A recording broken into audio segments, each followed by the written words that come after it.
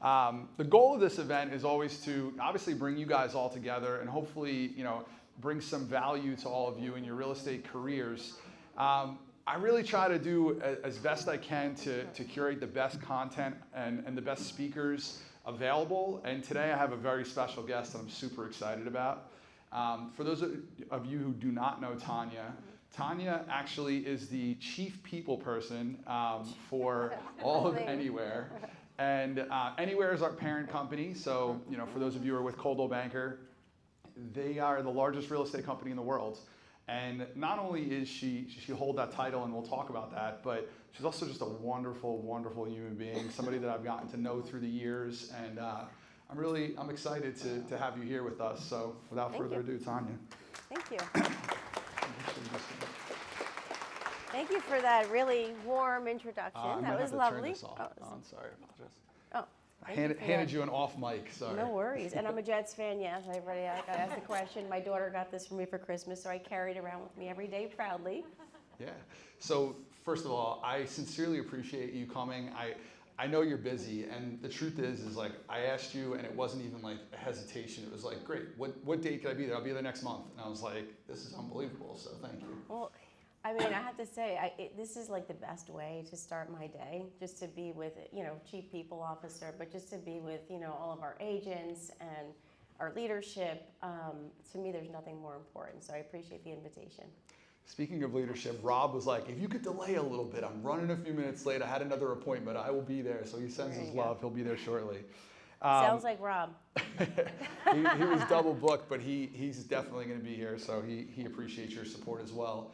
By the way, I'm not being rude here. I do have some questions on my phone, but I wanted to start with the beginning. You've gotten to the point where you're at in your career, but you certainly didn't start there. I always love to begin with the origin story. I think that it's really important for everybody in the crowd to kind of hear, what your journey was. Sure. Well, I think unlike the youth today, I started working at a very young age.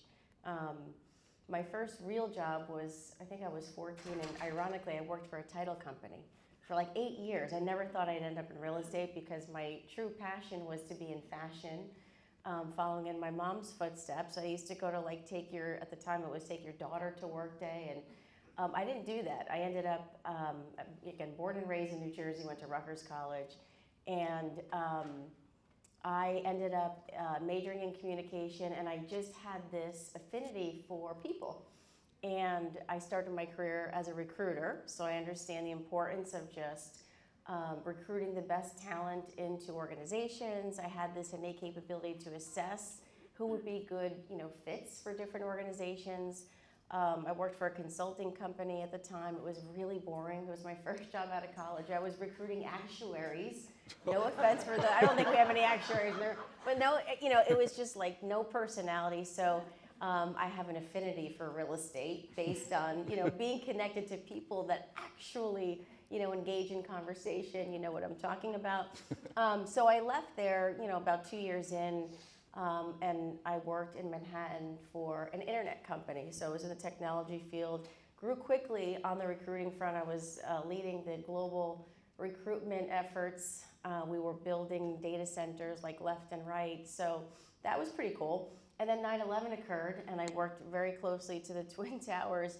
And I couldn't get to the office after that, so I pivoted. I became interested in this, what they called business partner role. So think about all things talent, partnering with different leaders. In my case, I've always worked with sales organizations, so I loved that role.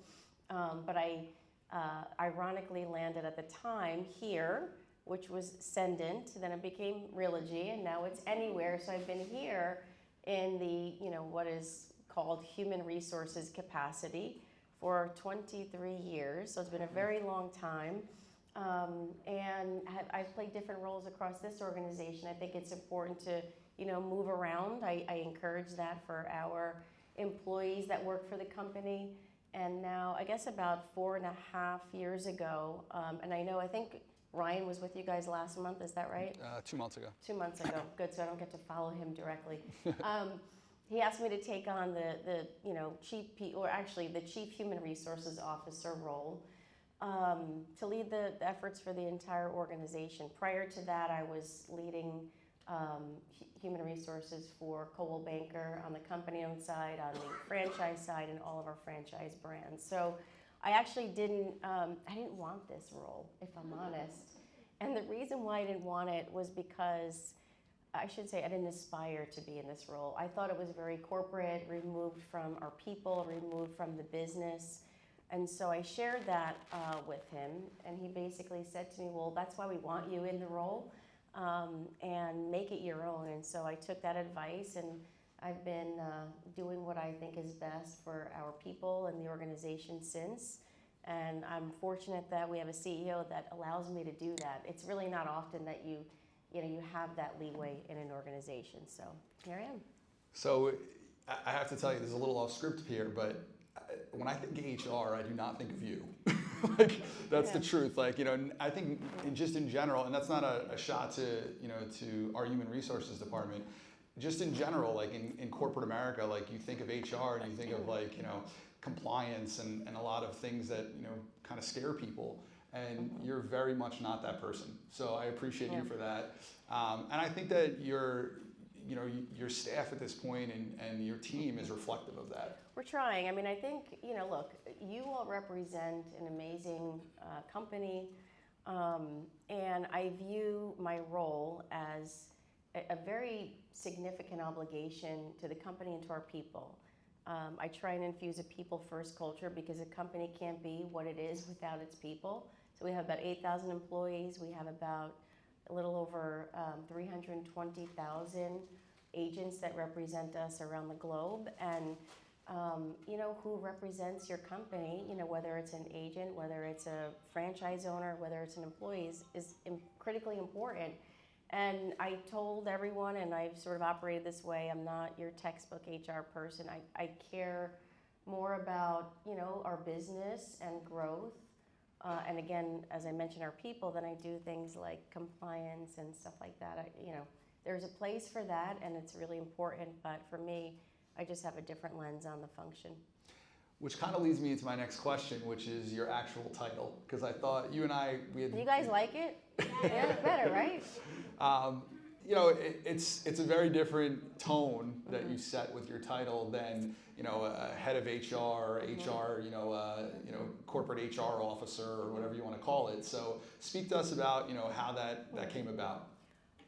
Well, Ryan was about to announce, me in this role again 4.5 years ago, and the title was Chief Human Resources Officer. I actually cringe when I hear that. I feel so bad saying that, but it's true. Like, human resources, like, that's not our people. It's not reflective of who we are. And again, we're in the real estate business, and like, our industry is fueled by people. So I texted him. I didn't really know him well at the time, and I just said, by the way, would you be open to, changing the title? And so he was very open, and I changed it. And actually, just yesterday, it'll be coming out in our company, I changed the name of the function as of yesterday to People Enablement, again, for the reasons, that I shared, because I think for that, it's more aspirational. I have about 100 people that their focus is to make certain that our talent can thrive, right? Just plain and simple. We have a ways to go to make that happen across the board, to make certain we have the right culture, we have the right growth tools, and we have the right environment and leadership. But that's aspirational, so we want to enable our people to do that, and hence the reason why we just changed the name. You probably didn't even know that either. I didn't know that. So you learned something new.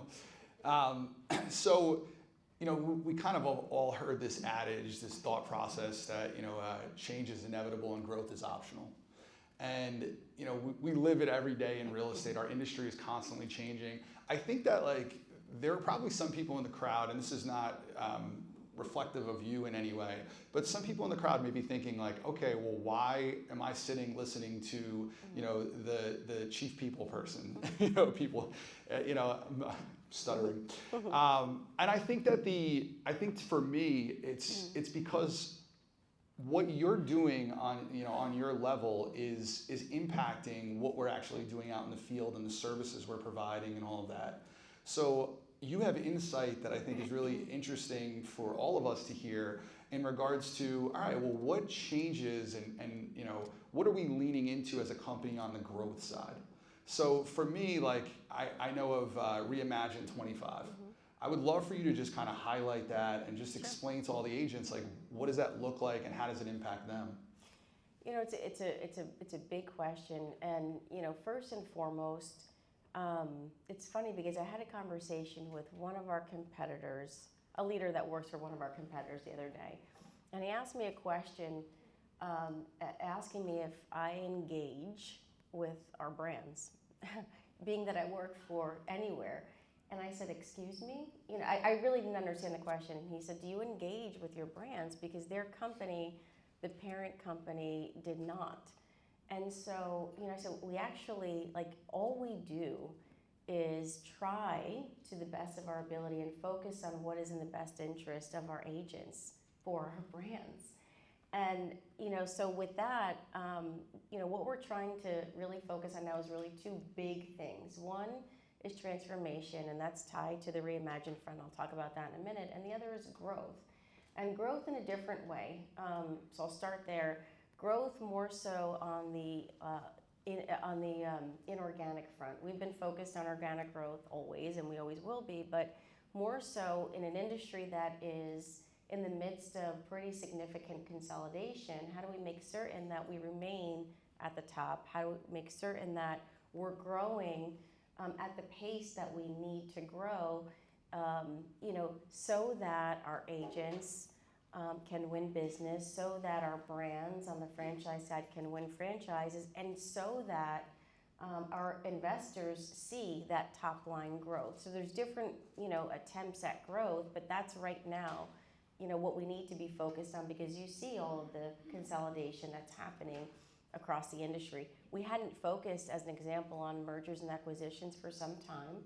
And the reason is because when Ryan joined, I mean, we were built on acquisitions, right, for the most part, but he did not want it to mask our true growth, so we pivoted to focusing in on organic growth. The Reimagine front, I think, is really important because I do believe that Reimagine is our transformation efforts, and we have a pretty, you know, large company. I mentioned 8,000 employees, but we're not the most efficient organization, right? I'm sure you all experience that from time to time, whether that's technology or processes and things like that. And the world is changing, right? The world is becoming a place where you actually have access to being much more productive and efficient. And so that's really the focus. That's what Reimagine focuses on. There's a major, what we call journey, so lane, body of work, whatever you want to call it, that focuses on how do we optimize our offices. And so there's a lot of investment that's going into that. And why that is so relevant is that from an agent perspective, our duty, our goal needs to be to make certain that you can spend your time on the things that matter most, right? And that's, for the most part, engaging with your clients, selling, etc. And the other piece I was going to add to that is we also have to make certain that we have to make certain that each of you feels like you're differentiating yourself in the market. So those are the areas that we're working on. And the last thing I'll say is, you know, I have in this role the opportunity to engage with some of our investors. And what struck me is that they often point to that Anywhere, as a broader organization, we have many of the assets that our competitors don't have and that they're quickly trying to build. So they point to things like you have a national title infrastructure, you have brokerage, you know, one of the largest brokerages in the world. You have franchise, you have relocation, et cetera. But it's up to you as a company to make certain that you are best leveraging those assets. And that's where our opportunity is. We've not done that to the extent that we should. So we've not fully optimized all of those assets, and that's part of the Reimagine work as well. Yeah, I appreciate you sharing that. I was trying to think back when we were, you know, when obviously I knew I was going to be interviewing you today, and I was trying to think back to, we've had so many interactions through the years in various different like moments in time in different, you know, organizations and whatnot. And I was trying to remember like when we actually met. And you know, my recollection is I believe we met within Ascend. And you know, in a second I'll ask you what Ascend is, because I think it's important for everybody here to hear that. But before I get to that, what I was asked to speak on, this is probably 10 plus years ago, maybe even 15 years ago, I was asked to come and speak at Ascend and talk about building a diverse culture within the office. And you know, I spoke in front of this whole crowd, and we met through that. And what I think of is, you know, that was really DE&I before George Floyd, before DEI became like, you know, a cool thing for corporations to do, or a movement, or whatever you want to call it. And now we're at a place where it almost feels like the pendulum swung the other way in terms of like popular sentiment related to DEI efforts. You're somebody who very much embraced diversity and inclusion, equality, all of those things, all those ideals before it was, call it popular to do so. So I'm curious, like, I would love everybody here to understand your view on DE&I's place in the workplace today, and how we as an organization view it moving forward. So first, when we met, I was interviewing you, so in a similar capacity, because you were 30 under 30, Yes. and you had just been recognized, so I had the pleasure of doing that. But, you know, the topic of DE&I is, I think, over-discussed, just frankly.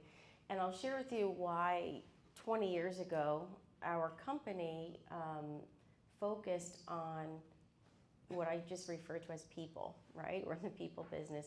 So when I started here, the first 2 weeks, I didn't think I made the right decision to join the company. And that was because it was a very different company back then. I think the industry was pretty different back then. I walked around, and we were in Parsippany at the time, the headquarters, for those that were with us and remember those times. I was, at the time, young. I was, you know, the youngest, like, female leader that I was, you know, working with. And so youth was an issue, female leadership was an issue. I didn't see anyone that, you know, even really, you know, looked like me. I was, you know, I am Hispanic, and so that didn't exist either. You know, I didn't come to the company with real estate experience outside of my title experience. I guess that's real estate experience. But that was sort of frowned upon as well, even being at the time in, you know, human resources. So I was like, what did I do? And at the time, we, you know, obviously we have all of our brands that are under our portfolio, and the leadership was like, you know, I hate that brand, or I hate that leader. And I'm thinking, what type of company is this? You know, geez. But what I did was I tried to understand why that was. And so I did a lot of research on the real estate industry and learned that at the time, you know, we were sorely underrepresented on every facet of people diversity. So if I recall correctly, my research showed that there were only 5% of the agents that were under the age of 35. I think there were like 2% of the population that were, you know, Hispanic, and then followed by, you know, other demographics, if you will.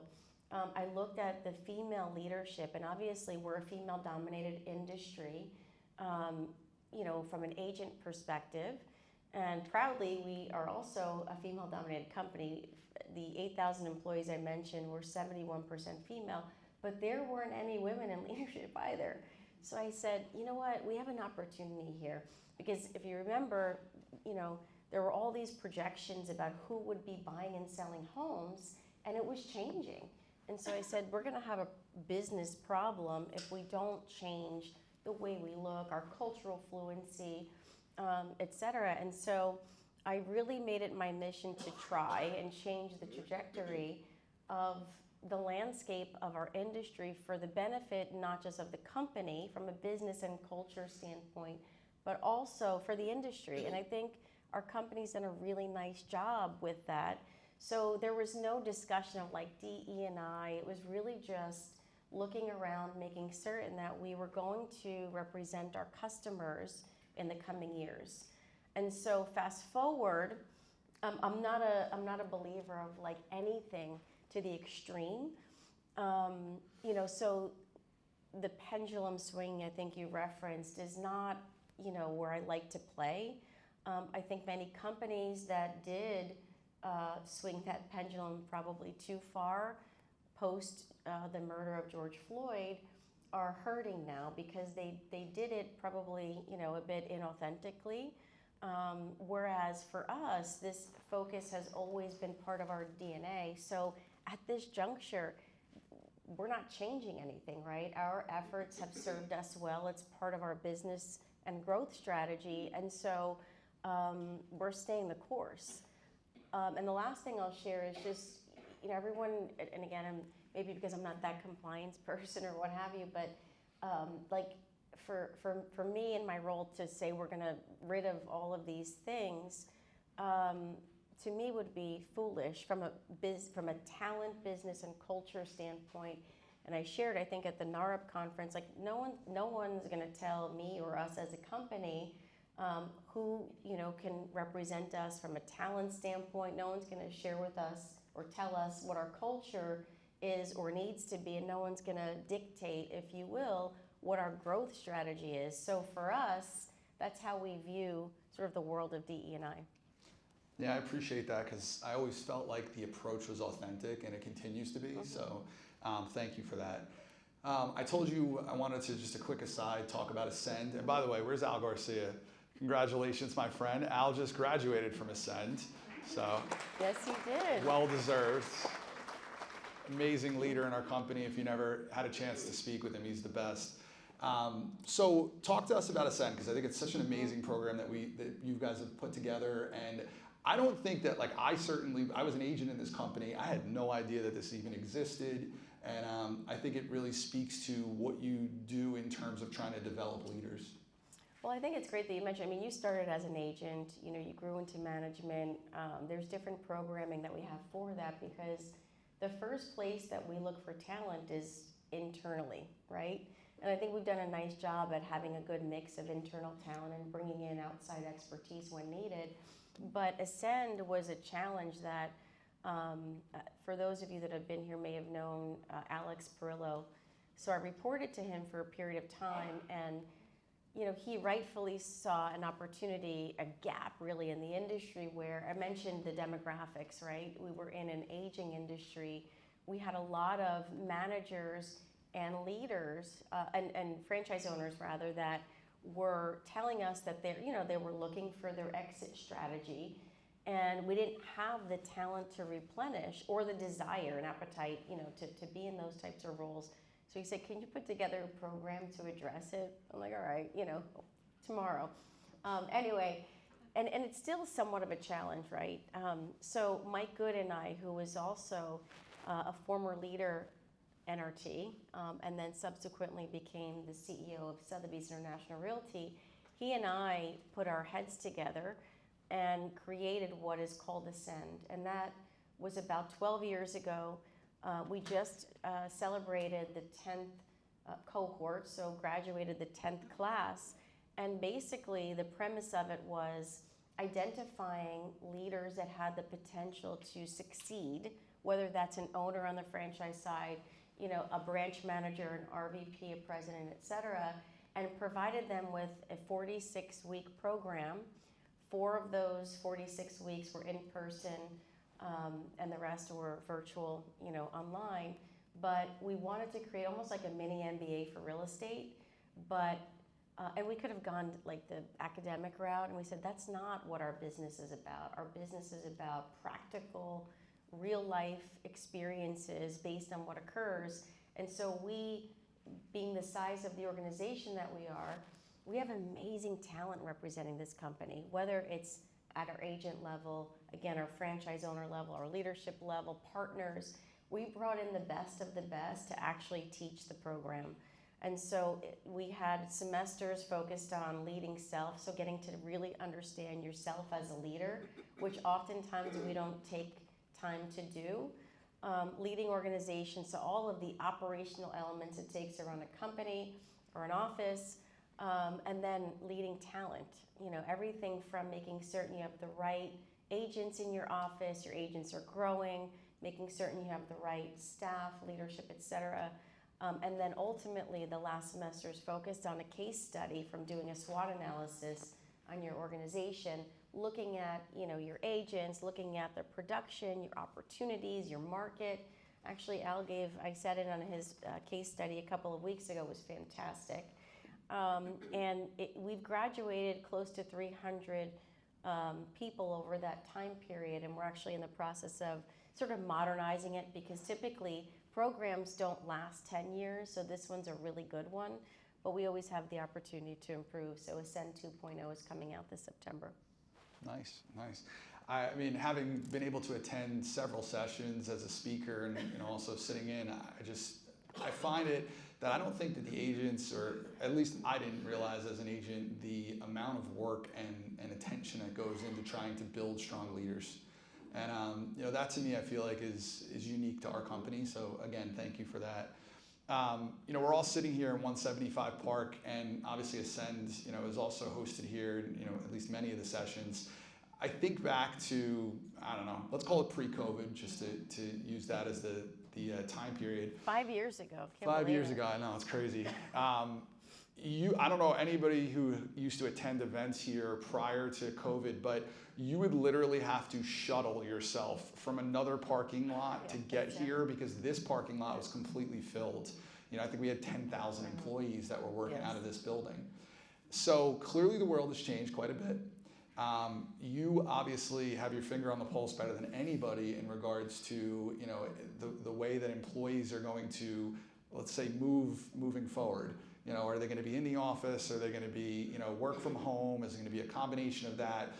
Obviously that applies very much to our organization, but I also think that it's reflective of all of your clients. Like, what are the expectations? And it's impactful in the different markets that are out there. Like, if corporations start bringing everybody back into the city, like the movement from Western communities, back east might occur. And there's definitely a lot of movement that happens based off of where employees are physically working. I'm curious of your opinion on the world as you see it in terms of work from home and brick and mortar specifically. Do I think the world will go back to 100% in office? No, because I just think everyone has learned to work differently, and everyone has very different perspectives on life, on business, and everything in between. That said, I think there's certainly a place for in person. I live in Morristown, and I dread working from my home every day. I like to be with people. I thrive. I learn from others. So that's a personal preference. Now, from time to time, the flexibility is pretty cool, right? I have two, young children, 8 and 9, so that's great. But I think we've all, our agents in particular, all of you work 24/7 wherever you are, right? So we actually learn to be more like you during this period. But I think that companies are asking, a lot of their employees to come back to the office full time. And that's happening in the financial sector, that's happening in technology, so New York City for sure, excuse me. For us, if I think about our 8,000 employees, prior to COVID, we were 92% in person. Now we're about 60% in person. And I think that's probably where we'll remain. Obviously, our offices need to be staffed to support all of you. Unless, we hear feedback collectively that that's no longer needed from our customer base, that's the way it's going to remain. And the balance, the 40% are more corporate roles, like, myself and people enablement and technology, et cetera, where we can work from wherever. And I think that's going to remain for us as a company for a couple of reasons. One, we come to the office here when we can. I try and bring my team. Sometimes it feels like, which kind of sucks, we have to bribe people to come in. I hate that. But my mantra is you have to focus, you have to make, on-site is the new off-site. So when I ask the team to be in, it has to be meaningful, productive, fun, collaborative, et cetera. So it takes more work from the leaders. But the biggest benefit for remote work for us has been the talent pool. I remember the days where I had to recruit leadership only from the local area here to work in jobs that are based out of here. That talent pool has expanded tremendously, and we've been the beneficiary of amazing talent in some different areas from across the country, and in some cases the globe. So for me, from that standpoint, if you don't have to come into the office every day and you weigh the pros and cons, that's one of the reasons that we'll probably remain where we are for the foreseeable future. Makes sense. Since we're talking about employees, let's go into a topic that's probably most useful to everyone here, and it's the future of real estate. We are arguably the largest brokerage in the world, or franchise group of brokerages, but I'm just curious from your perspective, what does service to agents look like moving forward? Like, what do our initiatives in terms of what we either hope to provide or will continue to provide moving forward? It's more efficiency and productivity tools so that you don't have to focus on things that you hate doing. That's a big deal. I think also making certain that you feel as though you have the value proposition to offer the value and service that you want to your consumers, because there are different models out there, right? So I think that the service model that we have needs to be sustainable and future-proofed for all of you. That's a really big deal, and this is a frustration of mine. It's a pet peeve, and it's a big, in my mind, opportunity and gap for our company that we have to do a better job on, and that's telling our story much better, much louder. And I think that is something that will help each of you in winning business. I think a lot of that stems from us being one of the first publicly traded real estate companies, so we had to be more conservative because we were public compared to all of our competitors at the time. Now pretty much most are public, but we're not. We have such an amazing story to tell, whether you talk about successes, productivity, our talent, all of you, the integrity of this brand, Coldwell Banker and other brands. We just don't tell our story loud enough, our position on certain important macro things. I shared this with Michael. For the time I've been here, if I thought, I recently thought through the number of times we were first to market on something, and a few of them really stood out to me, and I remember them, and they served us well, and I think we have to do more of that, and I do think that would benefit our agents. I would love for you to actually speak on that a little bit, because you did such an awesome job with me on the phone the other day. Did I tell you what they were? You talked about a couple of them, so just like first to market things. So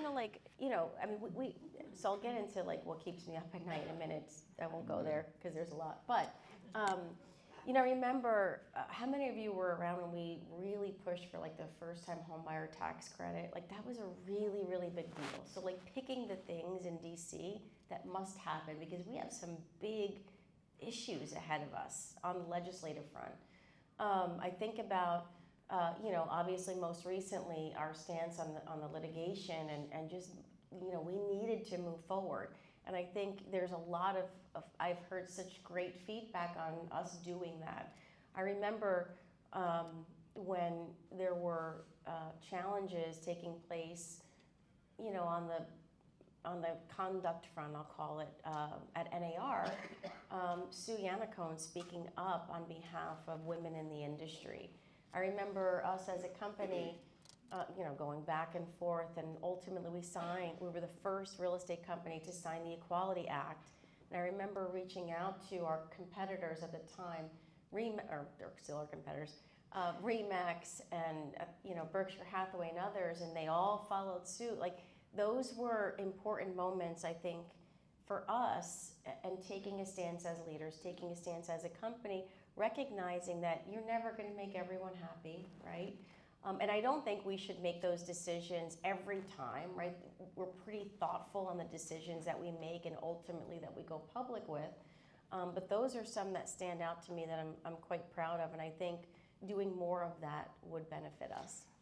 I think that one of the things you said to me the other day that really kind of like stood out and we hung up and I thought about is, everybody in this room, we kind of all, myself included, we all feel sometimes like, oh, I want our company to take a stance on this, whatever it may be. And sometimes it makes sense to do so, sometimes it doesn't. And I think what you said the other day, I'm paraphrasing here, but was, there are times where, it makes sense not to be like first to market or first to, to make a decision. And there's reasons behind that. And I think of, I'm not going to name names, but I think of some of our competitors in today's market that have been very vocal about certain topics. And it kind of like, they put their foot in their mouth now and they put themselves in a really bad position in terms of what other players and decisions were made. And so I do feel like the fact that we're very conscientious about what we want to take a stance on and what we don't is crucial. It is. And I mean, if you would really be surprised at how much time we spend trying to make the right decision. And really it's on behalf of all of you. That there's no other, benefit for us. And so, we think about, is this a moment in time where we want to be first to market or a fast follower? And so, being thoughtful on that front, again, I think we should take some more risks. That's my personal preference. But there's a ton going on in the industry, right? So we can't make decisions in haste because things change so quickly. We don't want to box ourselves in some cases. I think the one thing more recently that comes to mind in the past year was August 1st, like everything changed with the settlement and obviously, how we handle the business and all the contracts and all that stuff. And I was very adamant personally, like I wanted to be first to market with a lot of these contracts and like it was driving our legal team crazy. I gave Dan and Rob and everybody else a headache about it. But I will say what we did, you talk about fast followers, like there were other companies that came out first with like their legal documents and published them about how they wanted to handle contracts and all that stuff. And I actually thought that like in hindsight, it was so much better to see what everybody else was doing and pivot quickly based off of, hey, this was a really good idea. Let's take the best of this. Let's take the best of that and then put it all together. And I don't want to speak for all of you, but I don't think there's anybody that felt like we were not, if not ahead of the curve, then certainly right there, to make sure that we provided the support and everything you needed in that transition. And that to me was an easy example of kind of fast following, but it really worked to our benefit. It's a good example, and you want to get certain things right, or at least 90-95% right. So it's a great example. Yeah. Sometimes it's better to let them make the mistake, and then you can avoid it. Exactly.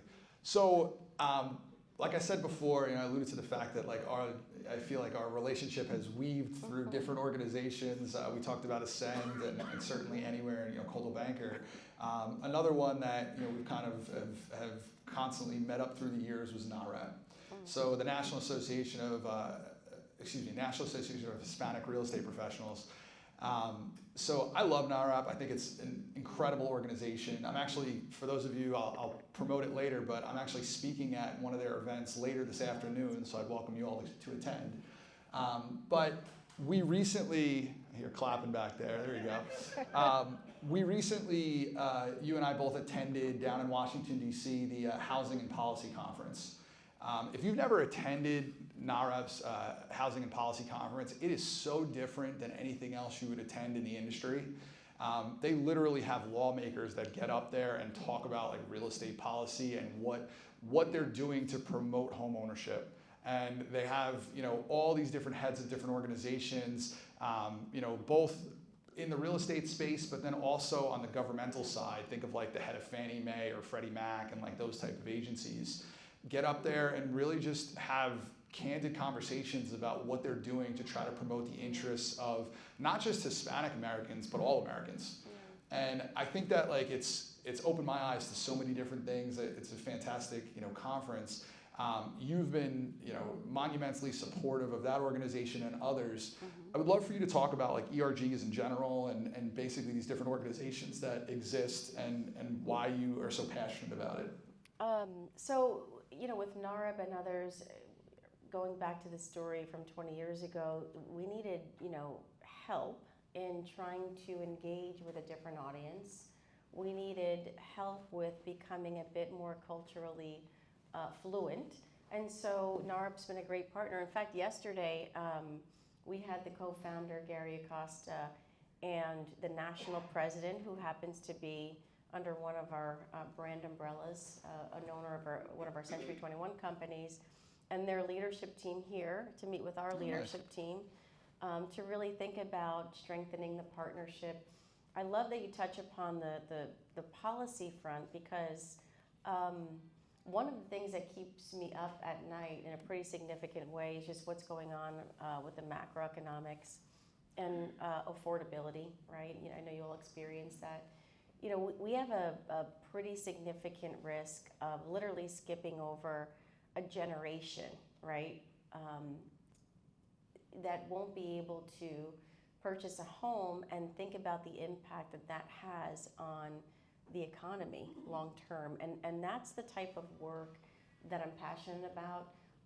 And because of the size of the Hispanic population in this case, at the youth levels, NARA plays a pretty big role in trying to create, awareness of some of the challenges that exist. So that's why we lean in with NAREP so significantly.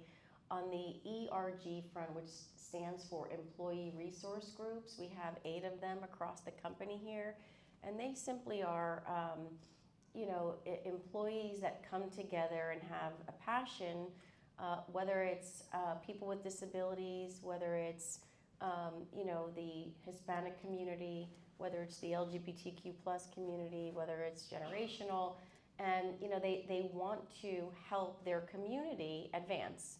So career development, networking, education, community outreach. It's amazing what our volunteers do in that space.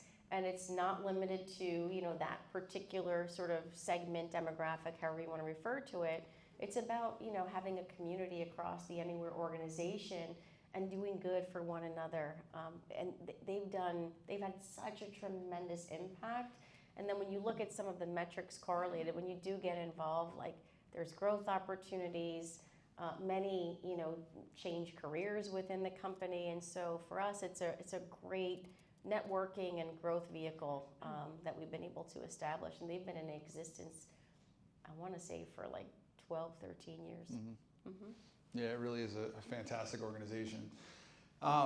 So switch gears to a different topic, although in the same breath, let's just stick to like trade organizations and switch over to NAR. National Association of Realtors obviously has been going through a lot of turmoil for the past several years. You guys have all read the headlines and know kind of the impacts that these different litigations have had and what have you. I'm curious, like for those of you who don't realize, we as an organization took a pretty big step in the past couple of years in regards to our employee policy related to NAR. For years, myself included, and there's several others that were heavily involved in different associations and in different roles within those associations. And we made a statement, about a year ago, let's call it, that we were no longer allowed to do that. And the reason was, and I personally made like a big protest against this because I felt like it was something that I enjoy being involved in. I also think it's important to promote our industry. And I sat down with Sue Yannicone, and I sat down with Lynette, who is our head litigator, and she basically they talked about the risks associated with this. And I have to give them credit because for somebody who is very pro the realtor community, I actually thought that they came up with some pretty educated conversations as to why it makes sense to do what they did. And they managed to convince me, and I've been like pro this world forever. I didn't think they were going to be able to do that, by the way. They did. It made a lot of sense. It did make a lot of sense. I understood it. I'm not going to go into all the detail on it, but I understood it. So I'm curious because at that point in time, the conversation was very much about the risk tolerance and the risks that were involved in our association and kind of like, overlapping. But they said that it's a moving target, and obviously the litigations are over. I'm curious if our company is planning on revisiting that ever. Is that something that's on your radar? What does that look like? That decision was a very hard one for me also. And the reason why it was hard is because, again, being close to our people, our agents, I recognize how important that involvement is, especially, for some of our leaders like yourself that have spent a lot of time growing to, be in those roles. So that was a really hard one for me. But the reason, the biggest reason why we landed where we did was because individuals were starting to get named in litigation, and we were trying to protect our people. I mean, that's just the net. I told you they convinced me. I mean, that's really the net. There's really no other reason to do that. Do I see a world where that changes? Perhaps, right? Because I think right now, I do think NAR will exist. That's my opinion. I think they're appropriately taking a very deep dive into their organization and assessing the efficacy and their talent and their practices to ultimately revamp to be a different and in some cases, better trade organization representing this amazing industry that we're in. And so you probably have seen a lot of changes that have taken place. There's been a ton of leadership changes. And I actually had the opportunity to have dinner, with their relatively new CEO a couple of months ago. And so, she's not from the industry, so she's really coming in with an objective lens on how to run a very strong and sustainable business. And actually one of our former leaders, Sherry Chris, you probably saw, is advising her. I actually met with her last week. So I think that they're doing all the right things. So perhaps there's a world in which, that is revisited in the future. Yeah. Once they're settled, I think things need to settle. And then we'll have that discussion. I couldn't not ask that because there's a couple people course. in here that want to hear it. Mm-hmm. You brought something up and I just want to touch on it. I love, I'll give you a couple of examples. You brought up Sherry Chris. There are certainly people within the NARAB world. I was at an event the other day where it was Tom Ferry and basically Jason Pantana. Jason Pantana came from our world.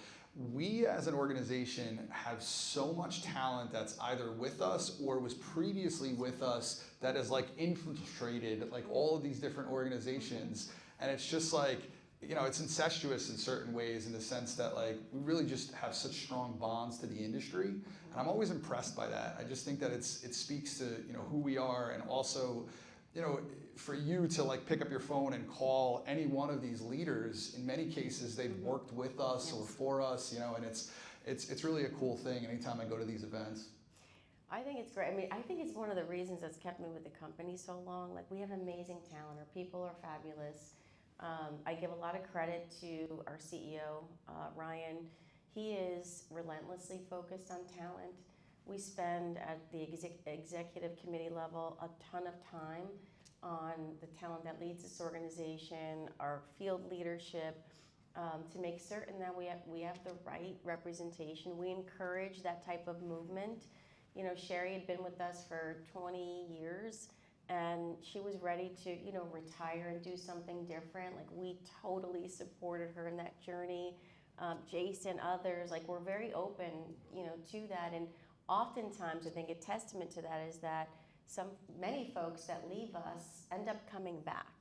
And so I always have those conversations as people are leaving. I stay in touch with so many of our former, folks, and I think it's a nice culture to have.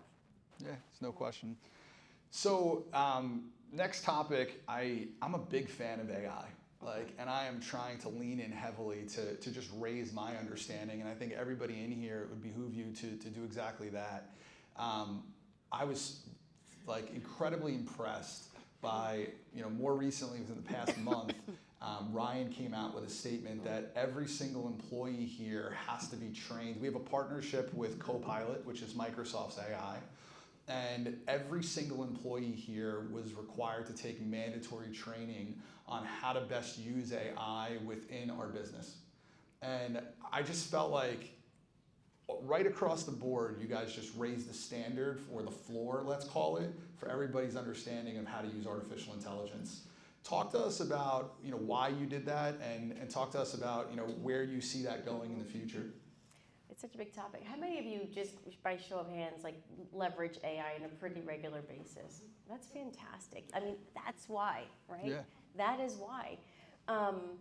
There was a sentiment. So first, AI is everywhere now, and we've had a lot of discussion, and on safety and all that kind of stuff. We all have to be cognizant. But we put a stake in the ground and said, we want to have a culture here at Anywhere where our people are not fearful of AI, because you hear all of these headlines and take away jobs and everything.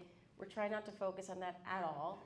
And we actually felt and have subsequently learned that it's helping our people, all of us, every level of employee and our agents be much more effective with our time and efficient with our time. That's the biggest piece. Also, we're able to be much more creative. The quality of our work is actually stronger, right? Rather than spending all this time on writing an email or writing an ad or list, you could just put it in there, and you don't have to spend the time creating, because that takes the most amount of time. You have a white paper, let me just think on this, let me think on this. It takes forever. Plug your thoughts in there, get really proficient at good prompting, and spend your time on the review.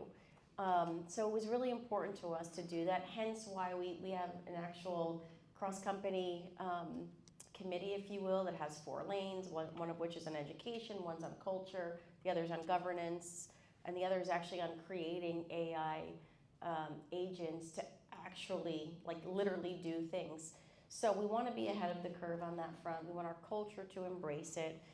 And we believe that it's going to be, a pretty significant tool for us going forward, hence the recent requirement to take this training so that we all become more proficient. Last June, I think it was, every year we bring our top 100 leaders together here at the Hub, and they didn't like this, but I did, and this was more for some fun, healthy competition, but some people don't like that. But anyway, I assessed how many of our leaders were actually using Copilot. It was only 23%. And I did that because we actually had someone come in, a keynote speaker, on the importance of AI. And so I wanted to put a stake in the ground because measurement's important. And so now we're, pretty proficient in it. But I think it's here to stay. And I try and encourage our people not to be focused on it's going to eliminate roles. There's better things to do than some of that mundane stuff that some of our people have to do to have a bigger impact, even to help our agents in a bigger and better way. And so I'm excited about the future of AI. I remember being in Ryan's office when I wasn't using it as much, and I think I had to send my bio or something in for something, and I was waiting on our communications team to tweak it. He actually did it for me while we were sitting there for 3 minutes and sent it to me, and I was this is a big push from my boss here, so I better get on it. But it does a lot of really cool things, and so we want to create more tools on the Gen AI front. You mentioned Copilot. We have a couple of different levels of access now. I mean, it literally takes PowerPoints and consolidates it. It takes numbers and does all of the analytics for you. So leverage it as best you can, and we're going to be focused on providing more and more products for our agents. Nice. By the way, my presentation after this is heavy AI, and it's all different ways to use AI to actually improve your ability to speak to the market. So you'll get a little dose of that in a second. Last question for me, and it's a big one. It's probably the question that I'm most interested about, and I'll explain in a second. So we had Ryan here a couple months ago, and Ryan did a brilliant job, and he was very specific and granular about different issues that we touched upon. I'm more curious about big picture, and like just more generalized questions. You're obviously on his executive leadership team. Like you're in the rooms for these conversations, and one of the things that I realize as a leader, and I think a lot of people agent-wise would be able to point to, is if you brought up a SWOT analysis before.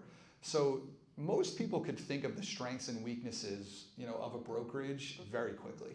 Like, my brokerage does this really well, my brokerage doesn't do that very well, and you could probably name the strengths and weaknesses of our competitors pretty quickly as well. It's just, it's very obvious in the industry. What's not so obvious are the opportunities and the threats. And I'm curious, from your perspective, knowing what you know, what should all of us view as opportunities in the industry? What should all of us view as potential threats? And maybe what keeps you up at night, so to speak? I think, I think the opportunities for us as a company in this industry is to make certain that, we protect our model, right? I mean, look, that's the biggest, I think, it's also a threat out there, but, we've gotten, some of the industry has gotten away from what's in the best interest of the home buyer and the home seller. And so I think it's incumbent upon us to be vocal, much more vocal in protecting our model. If we believe in full service to the consumer, then we have to articulate that in a much more bold and meaningful way. Because, you hear about everything but these days, and that's, there's a headline every day. I read an article the other day, I forget who wrote it, maybe 1,000 Watt, but anyway, it was about how traditional brokerages need to speak up because others are speaking on their behalf. And when you look at the success measures, they're saying, you guys, are and should be winning in the market, but everyone's speaking more loudly than you. And there's a lot of power in legacy that no one's talking about. That article really resonated with me. And so I just think that's a big opportunity for us as a company, suggesting we believe in our model and here's why. So I think that needs to happen. And the threats, from my perspective, are more so on the macro side. Like, I do think the affordability piece is a problem in the short term. I think, there's a lot more appeal these days, whether it's appeal and or need, to rent versus own. I think we have to talk about the wealth creation that happens from home ownership more. I don't think we've done enough as an industry as of late on those important topics. Well, good, because that's what I'm talking about next. All right, there you go. I didn't know that. I did not know that. Set me up here. What I'd love to do is turn it over to the audience and just field any questions you guys have. Obviously, we have somebody here in Tanya who's an open book and, has tremendous insight in terms of our industry, where we're going as a company. Would love to hear any questions you guys have. I'll come around with a mic. You stumped them? We got nobody with a question. Here we go. Just a quick one. Yeah, please. Any update or, I guess just update on the transfer tax here in New Jersey? Talking about affordability going from 1% to 2%, and I think that's just going to be devastating. I don't have That's any not your updates. wheelhouse, However, Becky, I don't know, we have Becky Talon, Oh, who's yeah, the head speak of to our this. industry affairs. She lives in Washington, D.C. This is one of her hot topics that she's pushing on. She is all over the Hill on these, critical topics. So she's actually speaking at our town hall meeting tomorrow. So if there is an update, I'll let Mike know and he can get that to you guys. So while we're on this topic, I actually think this is something that's very different. You want to talk about first to market and things that we've done. Talk to us about the governance side and what her role is. Yeah. I mean, we have a a list of priority policies that we're trying to influence, and that Becky, she has tremendous relationships on the Hill. That's what she did. She worked for under a previous administration, and she made it her mission to do two things. One is, especially with all of the changes and challenges that we've experienced in the industry, and NAR being in the situation that they've been distracted in sort of fixing their shop and not in DC on these things. So we created this role about a year and a half, 2 years ago, and the two things were, one, for Washington to recognize the voice that we have and why they should pay attention to Anywhere based on our 300,000+ agent population, employees, et cetera. And second was to create a channel for all of our agents to actually leverage their voice, leverage all of your collective voice, so that we can have an influence both at the national, at the federal level, but also at the state level as well. And she's phenomenal. I would suggest having her here. Yeah, her and I actually spoke to to that end. I just want to point out one thing about this that I didn't realize, and I got pulled into some of these conversations last year. We're the first brokerage to actually have a lobbyist lobbying for our, what we believe in Washington. Yep. That's a crazy thought. I mean, obviously NAR has, all their lobbyists and whatnot, and that's something that we as an industry have always relied on. But the crazy thing is like NAR's interests aren't always aligned with every brokerage interest in terms of what they believe in. Yeah. And so the fact that we were first to do that, I think, speaks to kind of like just foresight and where we need to be and how we're viewing the world. Yeah, and we benefit, to your question, just to add on, because we're based out of New Jersey here. Like Ryan just met with the governor, I think 3 weeks ago here in the office. So he has ongoing dialogue about these important local state issues. And the one other thing I'll add to what Tanya said is we've 300,000+ agents. 300,000+ agents out of a population of like 1.5 million. If you think about that, like a large population of the real estate industry is us. And when we hear all these things, I know this is not necessarily your wheelhouse, but I just add to this. When we hear about like clear cooperation policy and all these companies that are pushing for kind of a closed off garden of like, these are my listings exclusively and nobody else has access to it. We win that war overnight if we ever pulled that trigger. I don't want to, and I'm really proud that our company has not. I feel like we're putting clients and consumers first and the industry first, all of you first, which I'm really proud of.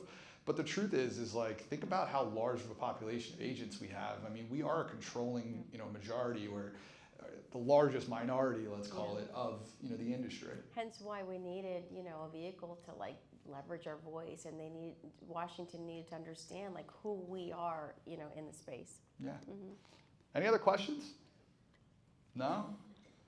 All right. Well, we got one back here. Oh, I'm sorry, I didn't see you. I know you said that CB is working on these policies. Do you know any of these policies that they're working on specifically? One other question. I've been reading a lot that they are trying to raise that transfer tax up from, the transfer tax. Yeah. Business tax. They're working to get that up to what, $30,000? Are we, as a company, do we ever do a call to action where we can vote?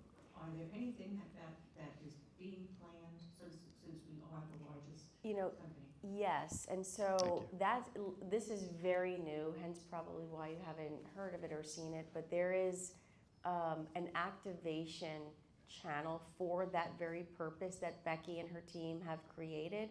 I need to get that information I'll connect to you, with her, yeah. Mike, to get it out to all of you, because that was the purpose. Like, we need to be voting, voicing, our perspective. You all play a much more important role than any of us locally, so that we need to make sure that gets out. Yeah, this will be helpful. Yeah. So when they asked us to step down from positions within organizations or associations rather, They actually created a national, there's a group of leaders within Coldwell Banker and other players, but Coldwell Banker specifically, that they brought together as like kind of liaisons.